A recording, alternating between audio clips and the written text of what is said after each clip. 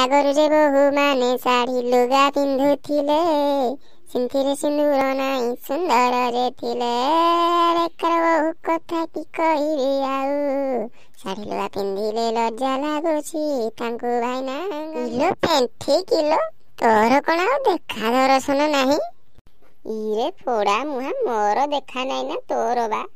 ହଇରେ ତୋର କବିତାଟେ ଶୁଣିବି ବୋଲି ମୁଁ ମହାପ୍ରଭୁଙ୍କ ପାଖରେ ଗୁହାରିଆ ପଡ଼ିଛି, ହେଲେ ତୋର ପୋଡ଼ା ମୁହାଁ ଦେଖା ନାହିଁ। ଟିକେ ଜରୁରୀ କାମରେ ବ୍ୟସ୍ତ ଥିଲି ବା, କବିତା ଟିକେ ଗାରେଇ ପାରୁନଥିଲି। ଏଥର କିନ୍ତୁ ମାର୍କେଟ ଫୁଲ ଘାଣ୍ଟିବ। ତୋର ପୋଡ଼ା ମୁହାଁ କି ଜରୁରୀ କାମ କହିଲୁ? ହଉ ହଉ, କଣ କବିତା ଗାରେଇଛୁ ଦେଖି ଶୁଣିବା। ତମରି ମଡର୍ଣ୍ଣ ଜାତିକୁ ନେଇକି ଟିକେ କବିତା ଗାରେଇଛି। ହଉ ଶୁଣୁ। ଶୁଣ ଶୁଣ ସୁଧି ଜନେ ଦେଇ ମନ କର୍ଣ୍ଣ, ଶୁଣାଇବୁ ଆମ୍ଭେ ଯେନେ ବହୁର ପୁରାଣ।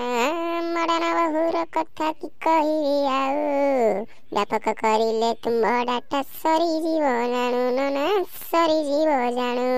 ଏ ସଂକ୍ଷିପ୍ତରେ କହୁଅଛି ଇୟରଫୋନ୍ ଦେଇ ଶୁଣ, ଆଜିର ବହୁର ରଙ୍ଗ ଢଙ୍ଗ ବ୍ୟବହାର ନନା, ହିଲ୍ ପିନ୍ଧା ଚାଲି ତାଙ୍କର।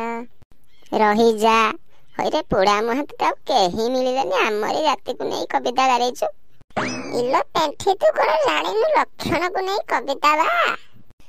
ଓହୋ, ତୁ ଏତେ ଆଉ ବକବାଜି କରନା, କବିତା ଶୁଣେ। ଏଇ ଆଗରୁ ଯେ ବୋହୂ ମାନେ ଶାଢ଼ୀ ଲୁଗା ପିନ୍ଧୁଥିଲେ, ସିନ୍ଥିରେ ସିନ୍ଦୁର ନାହିଁ ସୁନ୍ଦରରେ ଥିଲେ। ବେକାର ବୋହୂ କଥା କି କହିବି ଆଉ, ଶାଢ଼ୀ ଲୁଗା ପିନ୍ଧିଲେ ଲଜ୍ଜା ଲାଗୁଛି ତାଙ୍କୁ ଭାଇନା, ଗନ୍ଧୁଛି ସବୁ।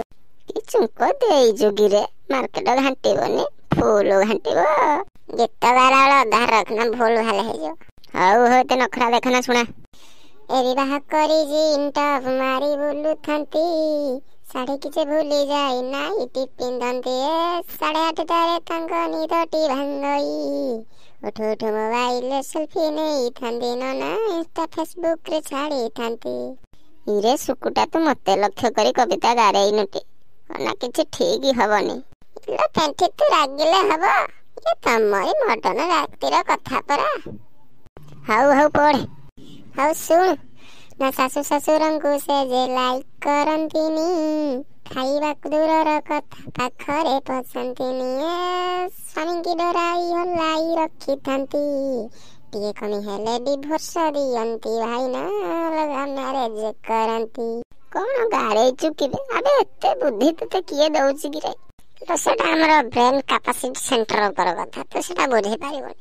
ପୋଡ଼ା ମୁହାଁ ଲେଖୁଛି ବୋଲି ଦେଖେଇ ହଉଛି। ହଉ ହଉ, ରାଗନା, ଯା, ତ ଲଭର ଡାକିଲାଣି। କଣ କହିଲୁ ପୋଡ଼ା ମୁହାଁ? ଡରିଗଲି ଲୋ ପେଣ୍ଠି।